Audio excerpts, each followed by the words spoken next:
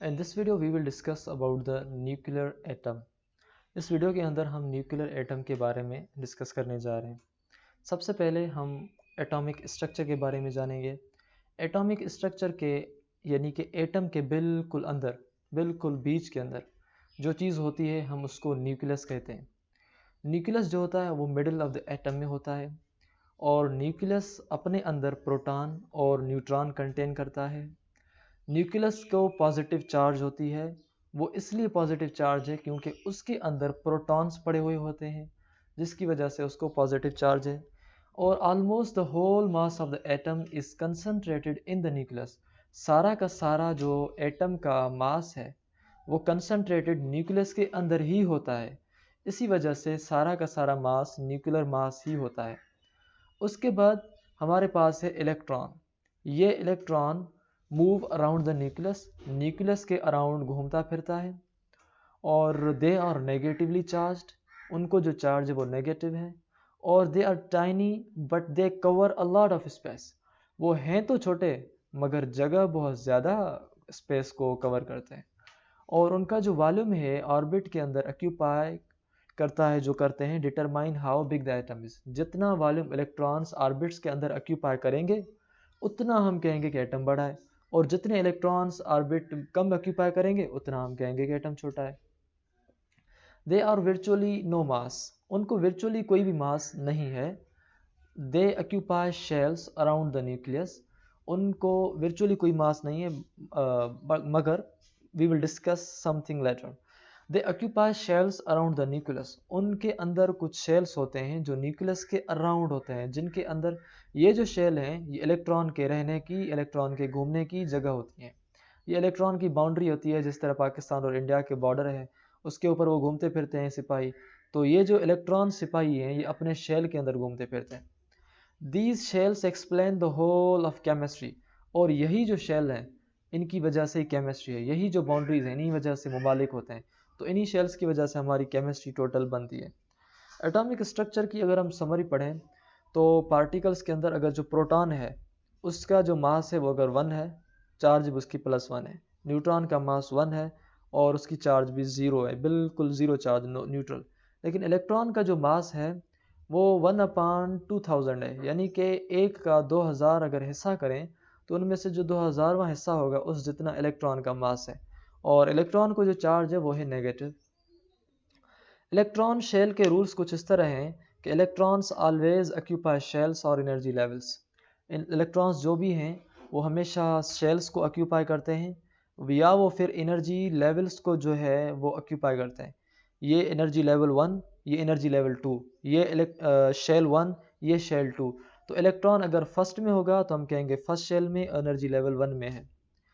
The lowest energy level are always the field first. جن electrons کو energy کم ہوگی تو وہ نیچے والے آربٹ میں ہوں گے، اور جن کو انرجی زیادہ ظاہری باتیں بڑھتی ہے، جن کے پاس پیسہ آتا ہے تو وہ اپنے ملک چھوڑ کر دوسرے ملک جاتے ہیں، یعنی کہ دوسرے شیل میں چلے جاتے ہیں. تو دا lowest energy level are always flood first. جن الیکٹرانس کو انرجی کم ہوتی ہے وہ پہلے مطلب فل ہوتے ہیں. Only a certain number of electrons are allowed in H shell.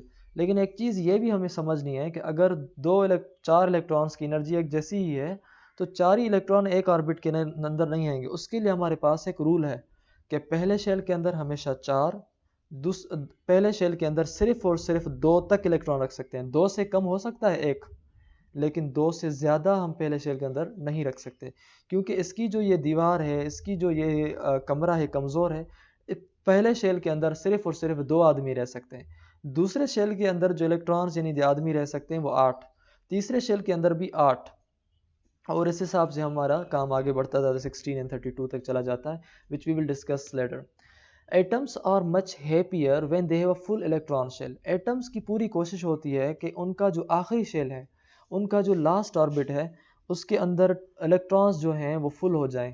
اگر وہ چاہیں گے کہ 8 الیکٹرانز آ جائیں، means atoms will try to be happy to get the full electrons in the last shell.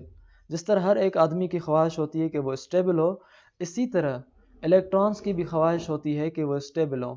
اور الیکٹرانز اسٹیبل تب ہوتے ہیں جب آخری ایٹم ایٹم اسٹیبل تب ہوتا ہے جب ان کے آخری شیل کے اندر 8 الیکٹران پورے ہوں یا ان کا 2 الیکٹران پورے ہوں یعنی ڈپلیٹ پورا ہو.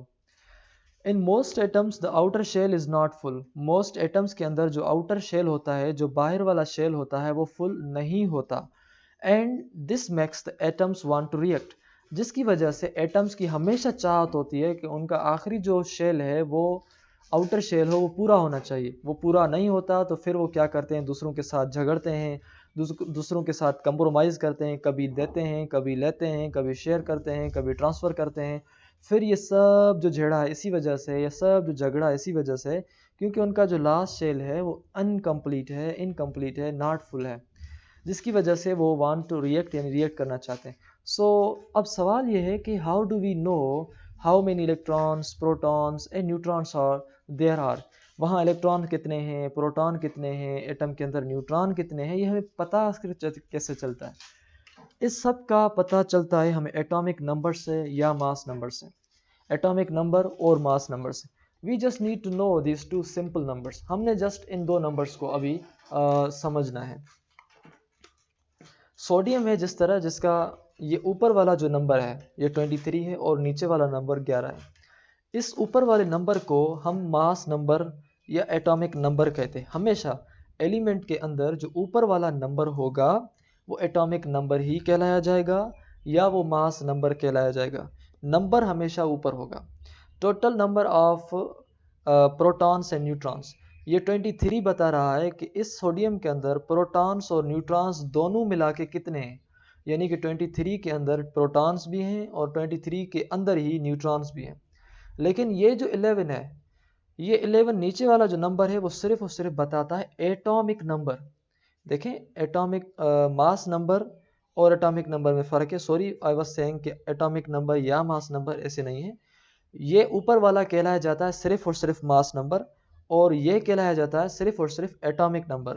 ایٹامک نمبر جو ہے ہمیں نمبر آف پروٹونس بتاتا ہے صرف, اور جتنے پروٹونس اتنے الیکٹرانس ہوتے ہیں, جتنی پازیٹیو چارجز یعنی پروٹونس اتنی الیکٹران کی نیگیٹو چارجز.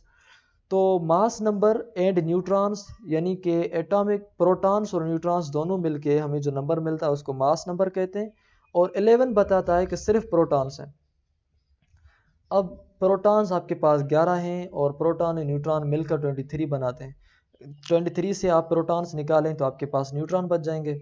تو مطلب یہ ہوا کہ تقریباً 12 جو ہیں, باقی جو 23 میں سے آپ 11 نکالیں تو 12 تک جو نمبر ہوگا 13 وہ آپ کا نیوٹرانس کا ہوگا. The atomic number tells you how many protons there are. Atomic number آپ کو بتاتا ہے کہ آپ کے پاس پروٹونس کتنے ہیں. اگر سوڈیم کو 11 ایٹامک نمبر ہے, اس کا مطلب یہ ہے کہ اس کے پاس پروٹونس 11 ہیں. اگر سوڈیم کا ایٹامک نمبر 11 ہے تو یہ بتاتا ہے کہ اس کے پاس الیکٹرانس 11 ہیں. تو یہ جو نمبر ہے پروٹونس بھی بتاتا ہے, الیکٹرانس بھی بتاتا ہے, اور ایٹامک نمبر بھی بتاتا ہے. The atomic number tells you how many protons there are. And atomic number this also tell us how many electrons there are. کتنے الیکٹرانز ہیں وہ بھی ہمیں ایٹامک نمبر سے پتہ چل جاتا ہے, کیونکہ الیکٹرانز اتنے ہی ہوتے ہیں ہمیشہ جتنے پروٹونز ہوتے ہیں. پازیٹیو اور نیگیٹو چارجز برابر ہوتی ہیں. To get the number of neutrons, اگر آپ نے نیوٹرانس کا تعداد اس سوڈیم کے اندر معلوم کرنا ہے, just subtract the atomic number from the mass number. ہم اس ایٹامک نمبر جو ہے وہ اس ماس نمبر سے کٹ کریں گے. ماس نمبر ہمارے پاس 23 ہے اور ایٹامک نمبر ہمارے پاس 11 ہے. 23 میں سے ہم نے 11 نکالا تو جتنا ہمیں ویلیو ملے گا وہ ہمارا نیوٹرانس کہلایا جائے گا. دا ماس number is always the biggest number. ہمیشہ 23 اور 11 یعنی کہ یہ نیچے والا نمبر اور یہ بڑا والا نمبر, ان دونوں میں سے جو ہمیشہ جو نمبر بڑا ہوگا وہ اوپر والا نمبر بڑا ہوگا, یعنی کہ ماس نمبر ہمیشہ ایٹامک نمبر سے بڑا ہوتا ہے. It tells you the relative mass of the atom. یہ ہمیں ایٹم کا ریلیٹیو ماس بتاتا ہے.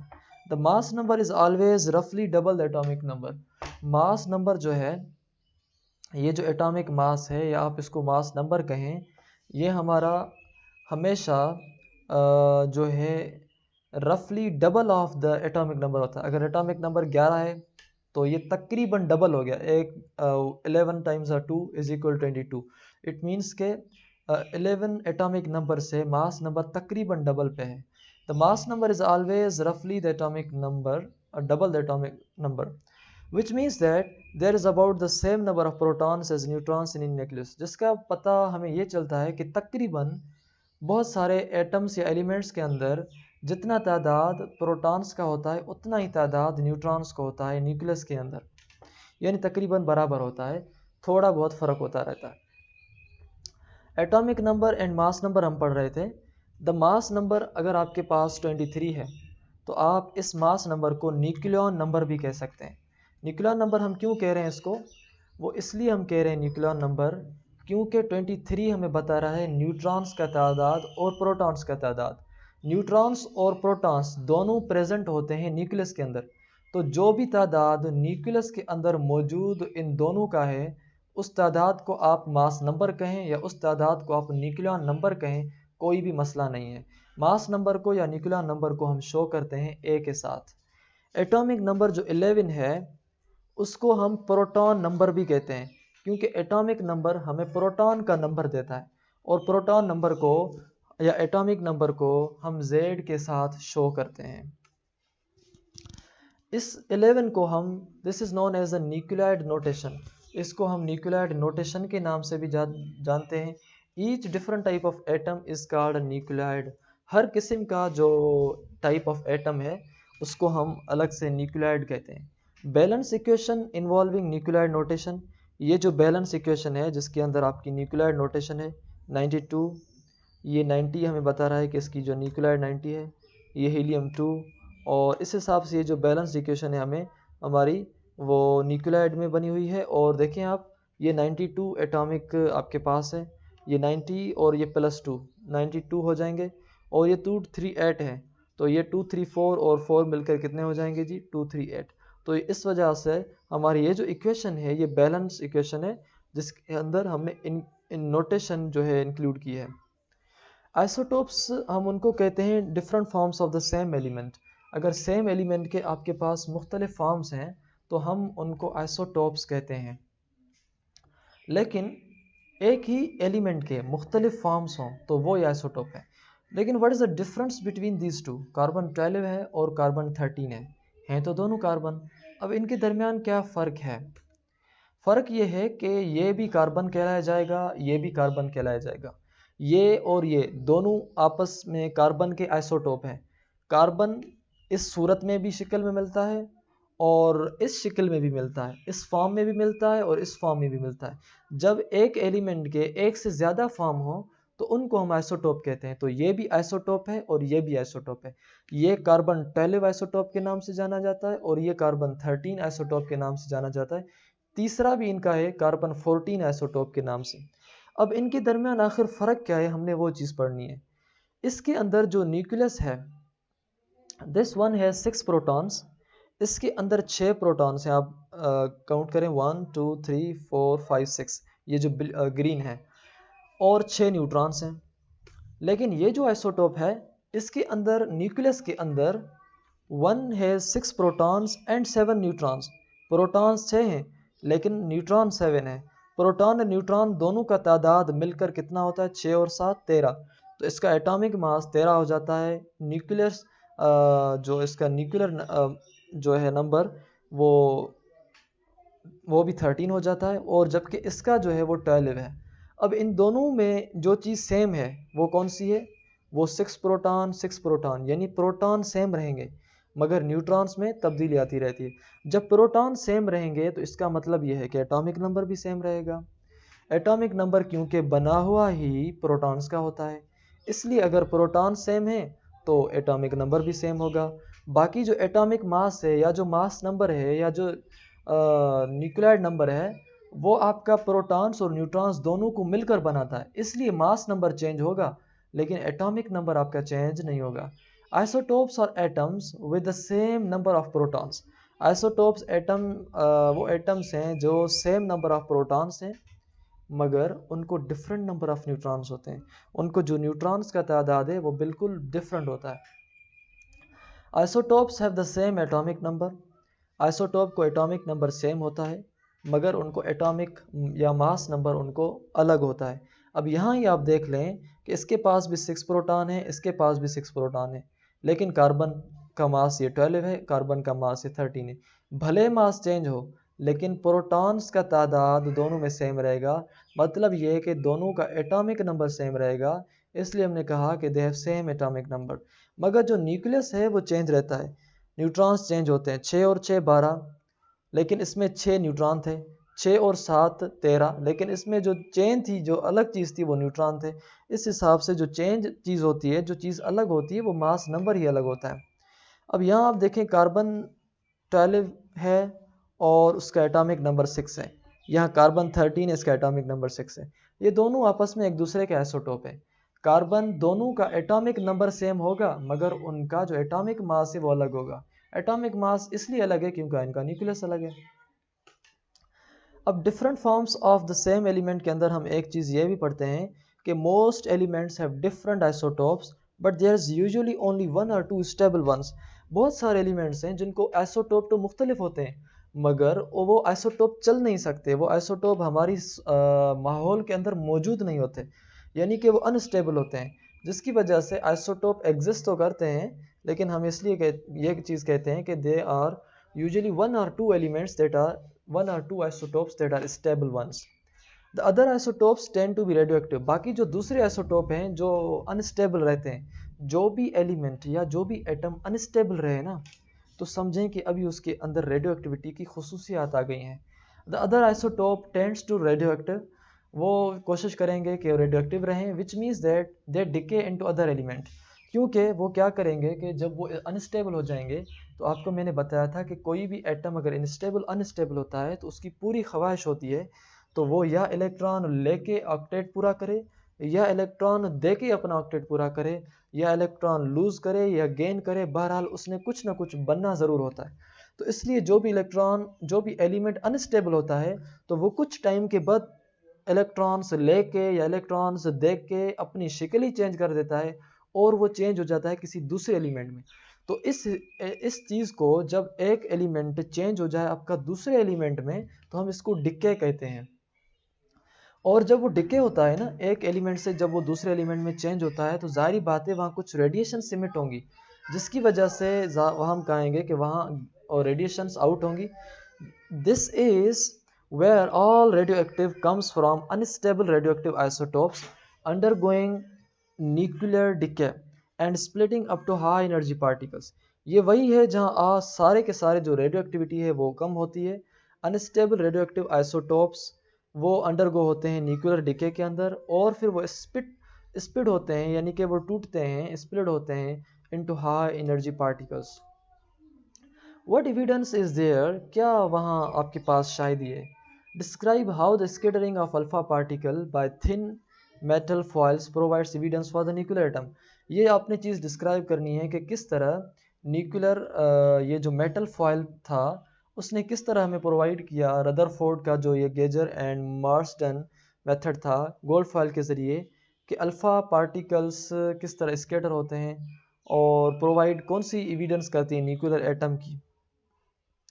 اس نے کیا تھا ردرفورڈ نے کہ 1911 کے اندر ایک الفا سورس چھوڑا، سامنے سے رکھا گولڈ فائل، جس طرح آپ دیکھتے ہیں نا کہ جو روٹی ہوتی ہے وہ ایلومینیم کی فائل کے اندر بنی ہوئی ہوتی ہے، اتنا فائل کا چھوٹا سا ٹکڑا یعنی کہ بالکل جاری جیسا وہ گولڈ فائل اٹھا کے لے آیا، گولڈ کا پتہ ہے سمجھے، گولڈ پتہ لے کے آیا، پھر اس نے وہ سامنے رکھا، الفا سورس کے ذریعے اس نے الفا ریز اس کو دی، جیسے اس نے اس کو الفا ریز دیں تو الفا ریز نے کیا کیا کہ وہاں لگ کے بہت ساری ریز تو واپس چلی گئیں لیکن کچھ ریز واپس آ گئیں، جو ریز واپس آ رہی تھیں وہ ان کو الفا ڈیٹیکٹر ڈیٹیکٹ کر رہا تھا کہ اوئے بھائی ادھر کہاں، تو الفا ڈیٹیکٹر ان چیزوں کو ڈیٹیکٹ کر رہا تھا۔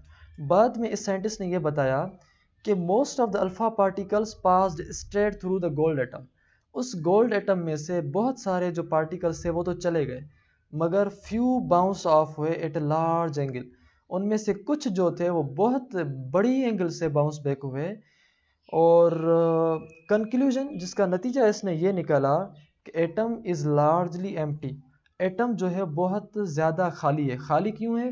کیونکہ زیادہ تر جو حصہ ہے اس کا وہ تو اس میں سے تو لائٹ گزر رہی ہے، اس میں سے جو الفا ریز گزر جا رہے ہیں وہ ان کو روک نہیں رہا. اس کا مطلب یہ ہوا کہ سارا جو حصہ ہے ایٹم کا وہ خالی ہے. And most mass concentrated but positive charge and most mass concentrated in tiny Nucleus at the centre. باقی جو سارا کا سارا ماس ہے وہ نیوکلس کے چھوٹی جگہ پر سینٹرڈ ہے، جس کی وجہ سے جب الیکٹران جب بیم اس کے ساتھ ٹکرایا تو واپس آیا، صرف اسی جگہ سے واپس آیا، نیوکلس والی جگہ سے. باقی جو بھی جگہیں تھیں وہ خالی تھیں، اس لیے آپ کی ریز باہر چلی گئی. وہ کچھ اس طرح سے ہوا کہ ریز آئیں نیوکلس کے اوپر آرام سے گزر گئیں. Most alpha particles are انڈیفلیکٹڈ. Raise کچھ زیادہ قریب آئیں نیوکلس کے تو وہ ڈیفلیکٹ ہو گئیں، بہرحال پھر بھی گزر گئیں باہر سے. سم الفا پارٹیکلس آر ڈیفلیکٹڈ سلائٹلی، لیکن a few alpha particles bounce off the nucleus. کچھ ریز جو ہیں وہ اس نیوکلس کے ساتھ لگ گئیں. انفارچونیٹلی نیوکلس وزنی تھا، نیوکلس کو کوئی جگہ نہیں تھی خالی کہ ان کو آگے چھوڑے، اس لیے نیوکلس نے کیا کیا، جو ریز آ رہی تھی بیم ان کو پیچھے چھوڑ دیا، ان کو پیچھے مطلب ڈیفلیکٹ کیا، جس کی وجہ سے وہ الفا ڈیٹیکٹر پر پہنچے. اور ردرفورڈ نے یہ کہا، اس کے بعد اس ردرفورڈ نے یہ چیز بتائی کہ جو بھی زیادہ تر الفا پارٹیکلس ہیں وہ ایٹم کے زیادہ تر حصہ جو خالی ہے اس میں سے گزر رہے ہیں. باقی جو حصہ کنسنٹریٹڈ ہے جس میں نیوکلس ہے، اس سے جیسے الفا رے ٹکراتی ہے تو وہ واپس الفا ڈیٹیکٹر کے پاس آ جاتی ہے. اس حساب سے ہمیں یہ پتہ چل گیا کہ نیوکلر ایٹم کا جو ہے اس طرح کا اس کا اسٹرکچر ہے. اب ایٹامک اسٹرکچر کے اندر ہم یہ بھی چیز پڑھتے ہیں کہ state the meaning of the nuclear fission and nuclear fusion. ان دونوں کا کیا کام ہے، نیوکلر فشن کا اور نیوکلر فیوژن کا. فرض کریں کہ آپ کے پاس ایک اسٹرے نیوٹران ہے. اسٹرے نیوٹران کا مطلب یہ ہے کہ ایک ایسا نیوٹران جو کسی ایٹم سے نکلا ہوا ہے. اگر وہ ایٹم کسی سے نکلا ہوا ہے تو نیوٹران وہ کیا کرے گا، دوسرے یورینیم کو ہٹ کرے گا.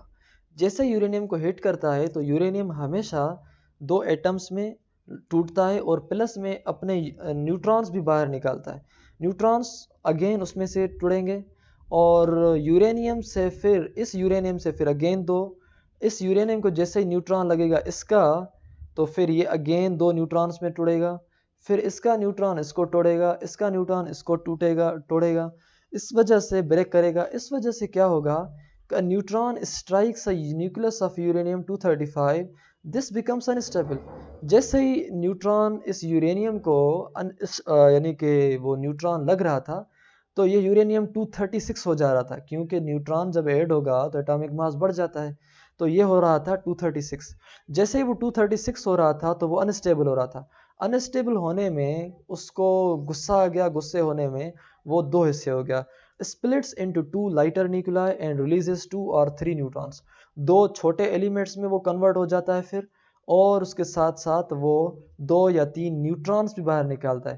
وہ جو نیوٹران باہر نکالتے ہیں وہ بھی کوئی شریف نہیں ہوتے، وہ نیوٹرانز پھر دوسرے یورینیم کو جا کے ایکسائٹ کرتے ہیں، وہ نیوٹرانز پھر تیسرے جا کے ایلیمنٹ کو جا کے اس کو جلاتے ہیں، اس کو یعنی کہ ختم کرتے ہیں. تو اس حساب سے جو فشن ہے اس کا مطلب ہے splitting the atom، ایٹم کا توڑنا. یہ جو فشنگ کا کام ہے وہ سارا شیطانی کا کام ہے، اس کا کام توڑنا ہے، اس کا کام بریک کرنا ہے. The emitted neutrons go on to split other nuclei. یہاں سے جو emitted electrons تھے وہ آگے جاتے ہیں جو split کرتے ہیں دوسرے نیوکلیائی کو and so on. The result is a chain reaction، جس کی وجہ سے ایک بڑی سی چین ریئیکشن ہو جاتی ہے. The result is a chain reaction releasing huge amounts of energy، جس کی وجہ سے یہاں بھی انرجی نکلی، یہاں بھی انرجی، یہاں بھی انرجی، ہر جگہ سے جب انرجی نکلے گی تو ایک بڑا مقدار انرجی کا نکلتا ہے. Energy can be released by fusing or joining together very light nuclei to make heavier ones. For example, 2 hydrogen nuclei can be joined together to form a helium. This is known as a fission. جب آپ دو چھوٹے نیوکلیائی کو ملا کے یعنی دو چھوٹے atoms کو آپ ملا کے ایک بڑا ایٹم آپ بنائیں تو ہم اس کو کہتے ہیں فیوژن. اب فیوژن ہماری تب ہوتی ہے جب ہم دو چھوٹے یعنی نیوکلیائی کو ہم ملا کے ایک بڑا نیوکلیائی بنائیں تو ہم اس کو کہتے ہیں فیوژن. ہائیڈروجن چھوٹا ہے، یہ دوسرا ہائیڈروجن بھی چھوٹا ہے، یہ دو چھوٹے ہائیڈروجنز مل کر ایک بڑا ہیلیم بنا رہے ہیں. اب ہیلیم ان دونوں ہائیڈروجن سے بڑا ہے تو یہاں جو انرجی ہمیں وہ دینی ہوگی، یعنی کہ یہ پروسیس کرنے کے لیے ہم نے انرجی دینی ہوگی، اور وہ انرجی اتنی تو زیادہ دینی ہوتی ہے کہ ہم یہاں ارتھ کے اوپر اچیو نہیں کرتے. Fusion is very difficult to achieve. The gas must be much harder then any temperature. یہاں جو گیس ہے ہائیڈروجن اور ہائیڈروجن ان دونوں کو اگر ملانا ہے تو اتنا ہارڈر ان کو کرنا ہے کہ ان جیسا کوئی ٹیمپریچر زمین پر ہے ہی نہیں. نارملی ان کو اچیو ہم ارتھ کے نہیں اوپر کر سکتے to over come the natural repulsion of the fast moving نیوکلیائی. تو یہ جو فیوژن ہے اس کا مطلب ہے جوائننگ ہائیڈروجن نیوکلیائی ٹوگیدر یا دو سمالر نیوکلیائی ملا کے ایک بڑا نیوکلیائی بنانا. فیوژن جو آپ کے پاس ری ایکشن ہے وہ اکر naturally on the sun where 4 hydrogen نیوکلیائی fuse to form helium. Fusion اکر ہوتی ہے نیچرلی سورج کے اوپر جہاں 4 ہائیڈروجن نیوکلیائی جو ہیں آپس میں فیوز ہو کے آپس میں مل کے ہیلیم بناتے ہیں. اور وہاں تو انرجی سورج کی ویسے بھی زیادہ ہے اور ان کو انرجی تو ویسے بھی کوئی کمی نہیں ہے. انرجی مل جاتی ہے اور آپس میں خود بن جاتے ہیں. In the next video we will discuss about the radioactivity in a very detailed manner.